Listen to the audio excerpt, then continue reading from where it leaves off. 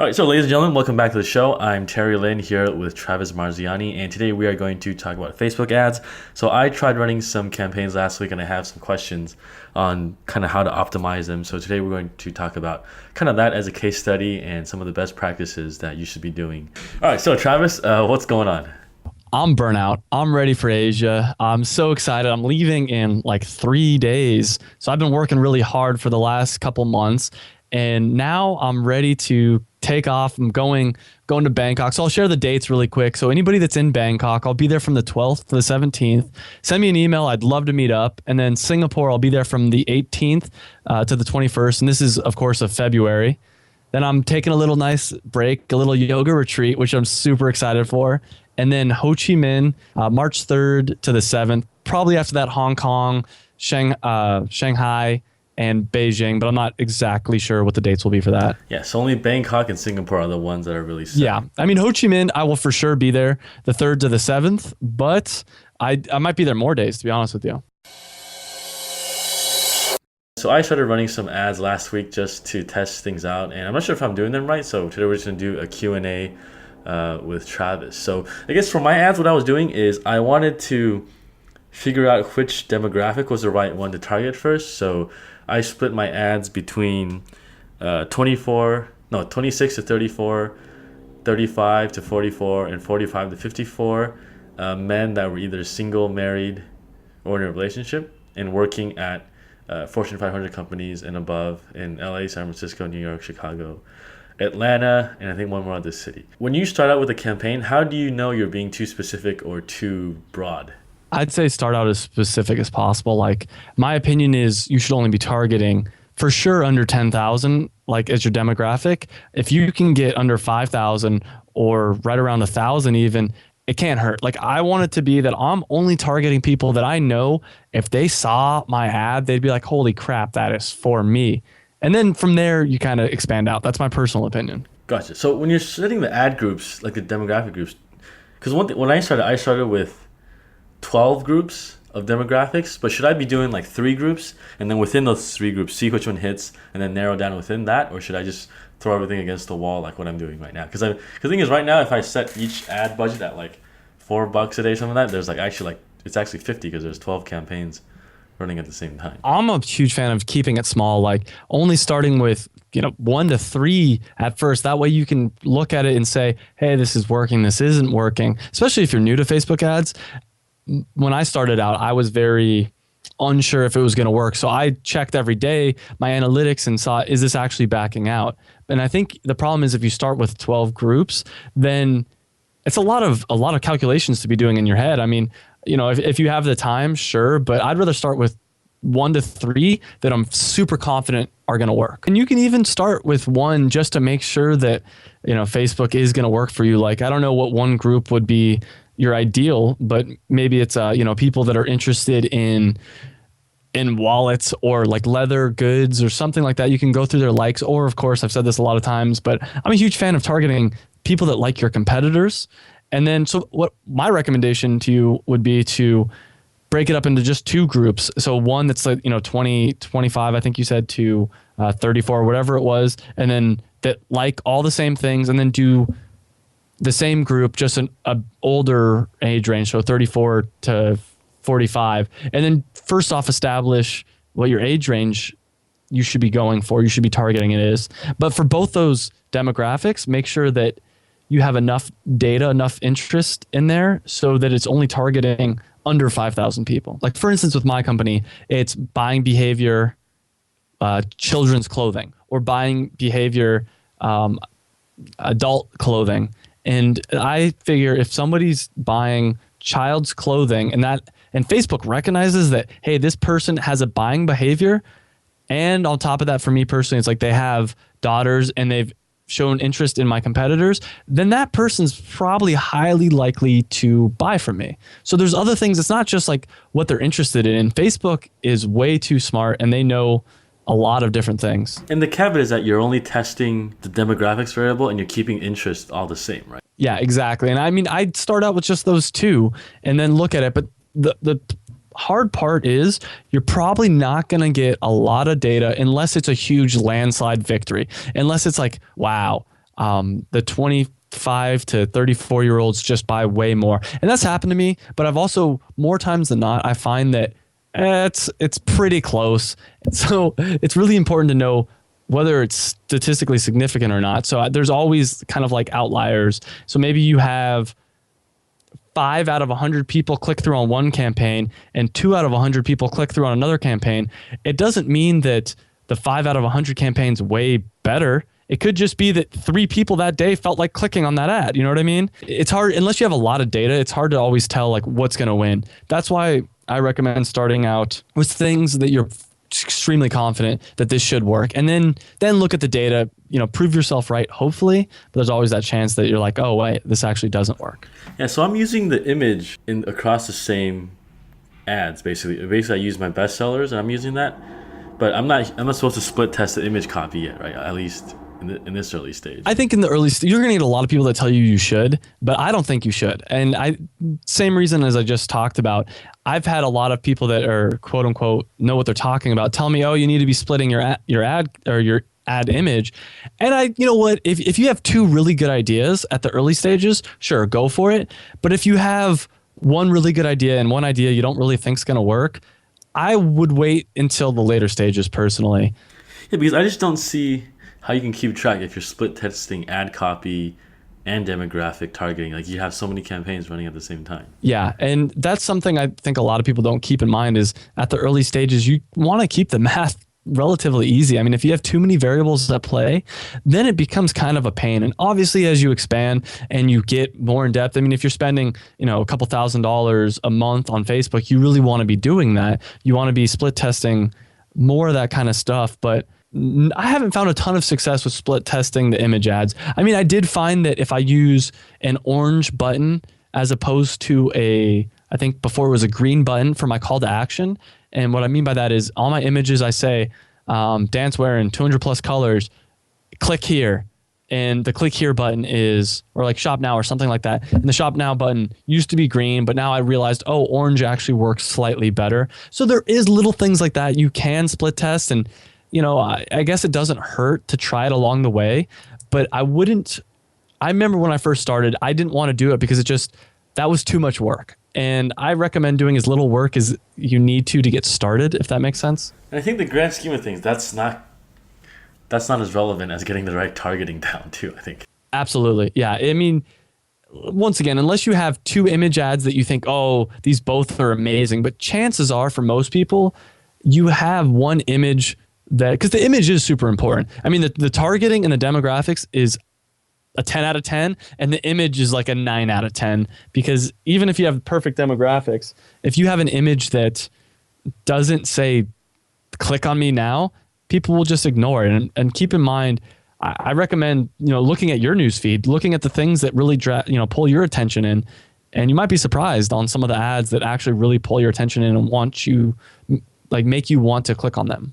Yeah, so one thing about these ads is that they give you like the CPM, click-through rate, CPC, whatever, right? So when you measure that, are you looking at the click-through rate of the ad, or actually seeing what the page view is on your site to decide which campaign to close? So both to some degree, but much more. So the 2 things I really look at is how much does it cost per website click, and then how many page views do they actually do once they get to my website? Because the click-through rate is important, but the cost is way more important to me, and the number of views they do is way more important to me. Because you can have a bunch of people that click to your site, but they don't stay on the site, right? So you might shut down that campaign where they have more page views because you didn't focus on that. Oh, absolutely. I guarantee I could get like a super high click-through campaign of... So a classic example would be if I put an image, let's say I'm selling dance clothing. Let's say I targeted men and put an image of like a busty woman saying like, online dating now. I could get a ton of people to click through that, but no one's going to come to my website and buy. They're going to spend like a minute like looking at it and be like, what the hell? And go back. So that'd be just a waste of my money, their time, and everything. So, and the same thing happens obviously on a smaller degree. When you're running your ad, you'll see certain ads that have a high click-through rate that aren't, once they get to your website, they're not, going through and actually buying. So get rid of those. Yeah. So how are you tagging the traffic by different campaigns? Are you just, when they link to URL, do you just tag that link, or how are you doing that? Yeah, so I use the Google URL builder, and all my campaigns, all my ad groups, everything has a special URL tag, and it's fairly simple. I mean, I'll say something like women, 46 to 54 interest, and sometimes I'll put some code words in there. Like instead of interest, I'll put like IN, and then I'll say like interest competitors or something like that, where I know that, okay, these are women 46 to 54 that are interested in my competitors. But the most important part is being able to realize which campaign it came from. Yeah, because if you don't do that, it just comes from referral traffic from Facebook, and then you don't know what's working or not on your site. Exactly. And when I first started, I didn't really fully realize that. So I think I tagged my URLs anyways, just to be safe. But it's surprising to me. You think that they'd have an automated way to do it, but as far as I know, you got to actually tag them manually. Yeah, and I think people don't realize that, because when you choose a campaign, you're like, hey, you want to send website clicks. Most people just put the URL, and then you don't tag that with different. Don't do that. Yeah, tag. I'm a huge fan of tagging everything. I mean, pretty much everything except for AdWords, because AdWords will do it automatically for you. But just about everything else, you need to tag it.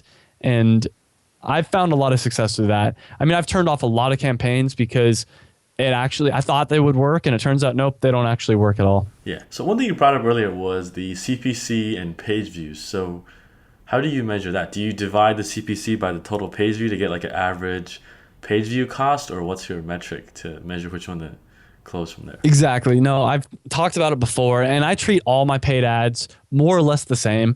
And Facebook is different because people are less likely to be buying on the spot. I've had a couple people buy as soon as they click over from Facebook, but people are in social mode. They're not thinking like ready to buy. So what I do is exactly what you said. Just look, okay, on average, a click from this ad is costing me $1.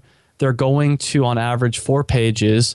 And I know that on average, I make 25 cents per page view someone goes on. And I've talked about this as well before, but basically to figure that out, I take the amount of profit I have in a month, divide it by the number of page views, and say, okay, for every page view, I make 40 cents.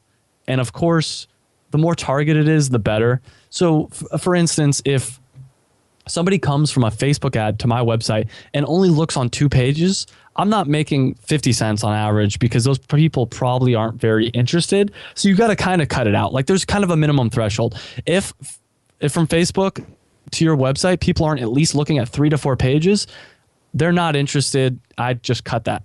And then based on the CPC, you divide that link campaign by how many page views, and you would have a per page view cost versus the per page view sales you get from your own analytics sales data. And then as long as that one's lower than the other, you would keep it on, I guess. Yeah. And they view a certain number of pages. Exactly. Yeah. I mean, it's exactly like I said before, because I mean, even if I'm getting clicks to my website that are 10 cents a piece, and on average, the people are only looking at 1 page, which would mean that pretty much everybody's bouncing right away, it's not worth it, because I mean, maybe for 10 cents, it's almost nothing, but the point is, there's a certain minimum threshold where people are showing interest, I believe. And so for you, that's 4 page views or 3? I'd say 3. I'd say 3, and I mean 2 to 3, to be honest with you, because if I can get like a 20-cent click and they're only on average looking at 2 pages, 20 cents isn't a ton. But I find that if it's not at least a minimum, I'd say maybe 3.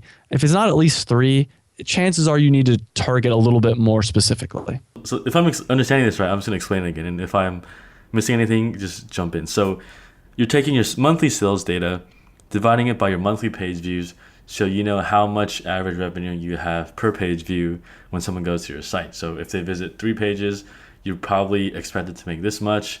If they visit 10 pages, you expect to make this much, right? And so what you also do is on your paid ads, from the click-through rate, each link campaign is tagged, so you know that when they click through to that ad and they go to your site, how many page views they're actually seeing on your site. And then from there, you set a metric of, say, if someone's looking at 3 pages, 4 pages, then I want to focus on them. And everything else, bounce rate, 1 page view, 2 pages, you turn off. And basically, the reason for doing this is that you have an apples to apples comparison, where you have the cost of a page view and the revenue of a page view. And it's not exact science, but at least it gives you a relative benchmark to compare campaigns and a direct correlation to revenue. Exactly. And the truth is, as far as I can tell, there's no exact science on how to figure out how to figure out how profitable an ad campaign such as Facebook is, because most people aren't going to buy when they come to your website. They're going to look at like 4 pages, be like, this is really cool. And then they're going to get home from their work computer, think about it again, go back and look from their iPad and finally make that purchase. Or they're going to go tell somebody else, hey, I found this really cool website. Maybe for me, their dance team instructor be like, hey, I found this really cool website. You should buy all our costumes from them. And you can't really track that, but you can track interest. So that's the way I found. Yeah, and if someone goes directly to your URL, you lose track of that from Facebook too. So I guess the metric is that, well, if they manage to see 3 or 4 pages, they're probably interested, and they might come back later, or they might not. But at least there's more interest there than, say, anyone who lands on your site for like 1 page. Yeah, and on the flip side, if let's say they look at 4 pages, but you're paying $2.50 for them to get there, it's probably not worth it on the average. So that's why it's good to have kind of a minimum threshold and a knowledge of how much you're making per page view. Gotcha. And so when you turn off campaigns, you turn off the ones that are less than, say, 3 page views, right? But then how do you filter out the ones from there if you have like, say, 2 or 3 that are having the same metrics around that level? Exactly like we said. I mean, just look at it as how much per page view am I spending, and how much value, quote unquote, am I getting out of it? But I mean, keep in mind, it's okay to have multiple campaigns. It's okay to have, like right now, well, I paused them leading up to my Asia trip because I didn't want to have to deal with this, but it's okay to have, 10 if they're all profitable. All right. So say you've closed down some campaigns. How do you take an existing campaign and narrow it down into more campaigns? Oh, okay. I got you. I haven't been taking that approach. What I've been doing is, let's say I have one campaign that targets 36 to 45 year olds that have daughters that also show interest in my competitors. I don't narrow it down because it's already so narrow. What I do is I start a new campaign that would be, okay, instead of 36 to 45, how about 45 to 55? Or I say, all right, instead of this, let's shift one variable.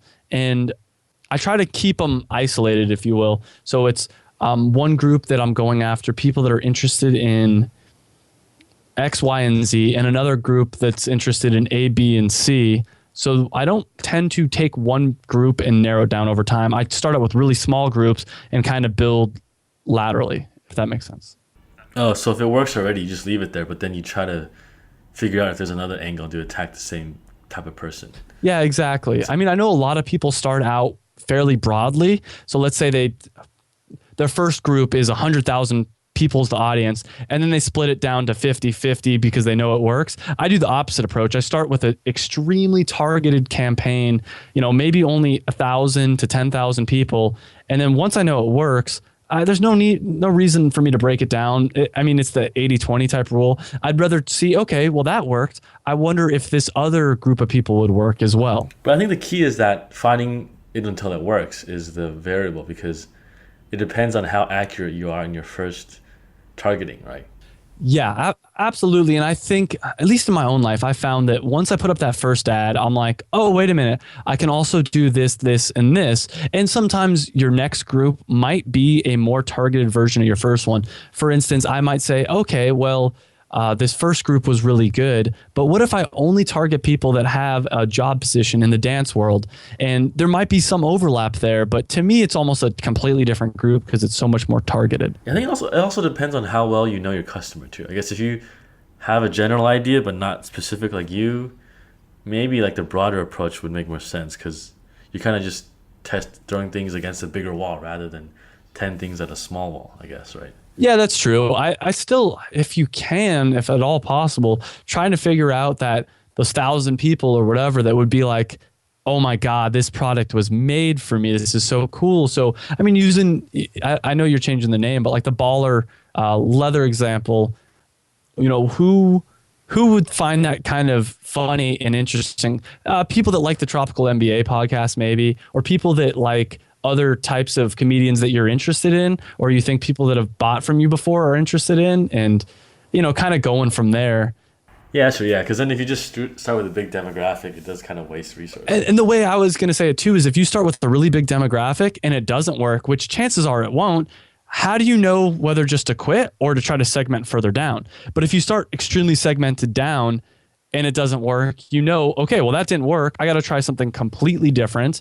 And, you know, it might not happen right away. You might not have that idea that's like, oh, this is the group of people I need. But by trying it, I think that you're in a better, I wouldn't spend my money trying to figure out who my demographic is. I'd rather try to figure out who my demographic is, spend the money, and then prove myself right, hopefully, or there's a chance that I'm wrong. Yeah. So one thing that's kind of more off the topic is that as your revenues grow and your page views grow, that metric keeps changing even though your paid ads are still the same, right? Does that affect the way you manage campaigns from now on? Or? So I tend to do it in periods of time. So let's say every 2 months, I do like a complete overhaul. So I say, all right, for the last 2 months, I made X amount of money and I had X or Y amount of page views, divide X by Y, and on average, that's how much money per page view I'm doing. My profit margins also change because you don't want to just figure out how much revenue am I making per page view.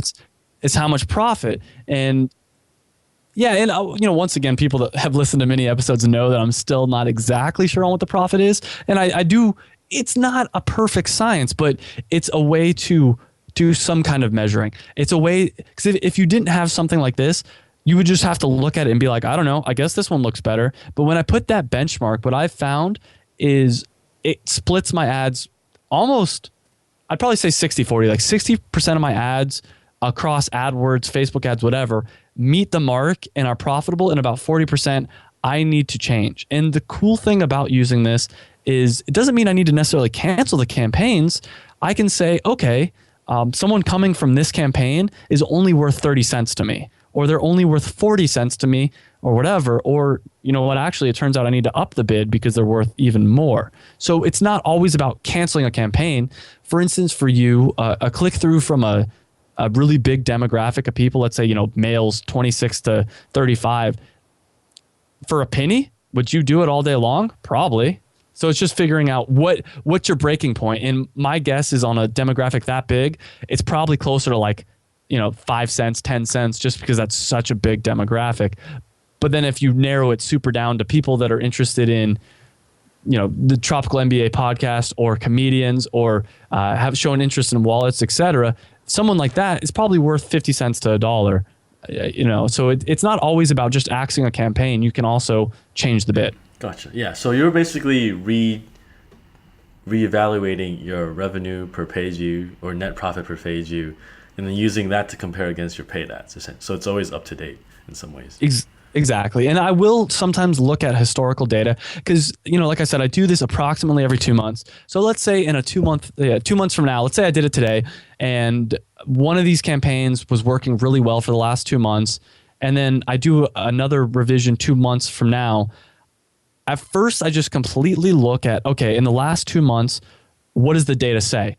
But then I'll also keep in mind historical data. So maybe I have campaign A that made me $1,000 in the last 2 months. And then 2 months from now, I do that same thing again and it made me $0. Well, I don't just cancel campaign A because it does work. It just didn't work within that time frame. So I keep that in mind as well. But about every 2 to 3 months when I do one of these things, I throw out all the data and say, all right, with our current revenue and our current cost per page view, what are these campaigns worth to me? But the interesting thing is I find it to be fairly consistent. I find that we make about the same amount per page view, more or less regardless. Yeah, because one thing is if your organic is growing, that's not really being calculated into the paid ad side, right? So it could kind of throw it off a little bit. Sure. I mean, the problem is Google doesn't give us the data to say what words they're organically looking for. I mean, it gives us a little bit, but I mean, a lot of my organic traffic, I know for a fact, is people searching for bee dancewear. So how did they find me in the first place? Who knows? Oh, how do you organize your ad sets, actually? So I know campaign is like for the company name. Ad sets could be for a demographic. Do you just put them all on ads, or do you actually have like different ad sets when you're organizing? Let me look through. I believe I have actually different ad sets. And keep in mind, something we didn't talk about that I want to touch on really quickly is that you should do remarketing through Facebook ads. Everybody here should be doing remarketing through Facebook ads. And I mean, you can change the bid, but I've had huge success with that. And once again, you can pay per click. I tend to go for the optimized CPM, but you can say, hey, I'm only willing to spend 50 cents per click, but retargeting works really well. And I think people are kind of surprised to see it in your Facebook ads. But to answer your other question, I do ad sets. Yeah, I think I don't have it as organized as I probably should, to be honest with you. I'm looking through right now, and so campaigns, you have BeDancer and campaigns, I guess. Right? Yeah, I do. Yeah. And then what do your ad sets look? I think I do is age demographics. So I say, all right, 26 to 35-year-olds in ad sets. And then once you click on the ad set, it actually goes down into the different ads. And I say, okay, people within these demographics, people that are interested in X, Y, and Z. So that way I can say, on average, the 26 to the 35-year-olds that I target tend to click through at this rate. And on average, the 35 to 45-year-olds tend to click through at this rate. But then within the ad set, I can see 26 to 35-year-olds that show interest in salsa dancing tend to buy more for me than that show interest in ballet dancing. Yeah, so I have everything in ads now. I should reorganize that in the ad sets, because then it's not giving me the demographic average too, because it's all in one group.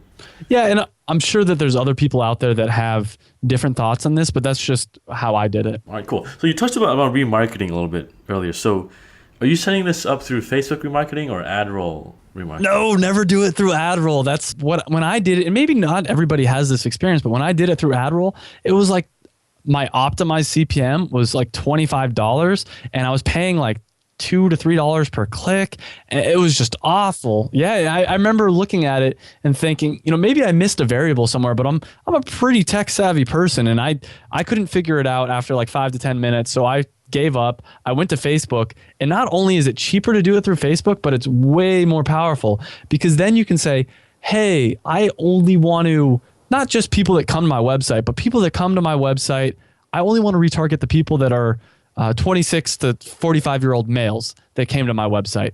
And then if you wanted to, you could split the demographics and see, what's actually working. So I'm going to retarget with this ad set people that are 26 to 35. And this ad set, I'm going to remarket to people that are, 35 to 45, and see which one works better. Because maybe it turns out people in their late 20s, they come to your website and they're never going to buy from you. Where if you remarket to the 30-somethings, they're more likely to come back and buy. Ooh, that's pretty powerful, because then it's not just a blanket retarget. It's actually demographic retargeting / interest / what Facebook does on its own platform. Exactly. So, I mean, if you wanted to, you could just say, people that come to my website and like my competitors and are within this age range, I'm only going to pay to retarget them. And, at 45 cents to $1 per click through, your chances are you're going to get your ROI back. And you find it more effective than the Google retargeting? I do retargeting through Facebook and retargeting through AdRoll. I don't do the Google retargeting, but I think the AdRoll takes care of a lot of the Google stuff. Yeah. And I keep in mind, I think the more people, especially like you're, a wallet brand or something like that, the more people see your name, the more they might even just type in the URL, without even clicking on your ad. And I'm sure a lot of people do that. I've had a lot of people tell me they came to my website once and now we're haunting them. And I take that as a compliment, because everywhere they go, they see my ad, they're reminded of us. And basically they don't understand retargeting. Like, why are you following us? Or Yeah, exactly. It's a lot of my friends that aren't tech savvy. Yeah, awesome, cool. So I think that's it for this episode. I don't have any more questions, but if you guys have questions on Facebook ads, go to this episode 136 at BillMyOnlineStore.com. Leave us a question in the comments, and Travis and I will get back to you. So thanks for tuning in, and thanks, Travis, for joining us this week. Yep, thank you. Thanks for listening to this episode of the Build My Online Store podcast. If you want the show notes, make sure to check out the website at BuildMyOnlineStore.com. And if you got an e-commerce store, every 2 weeks I lead a live mastermind call with about 5 or 6 other listeners in 2 separate groups where we work openly together and solve a business problem that you have. And we're all there to support each other. So if this sounds like your cup of tea, make sure to check us out at BuildMyOnlineStore.com/mastermind. Thanks again for tuning in, and I'll catch up with you guys next week.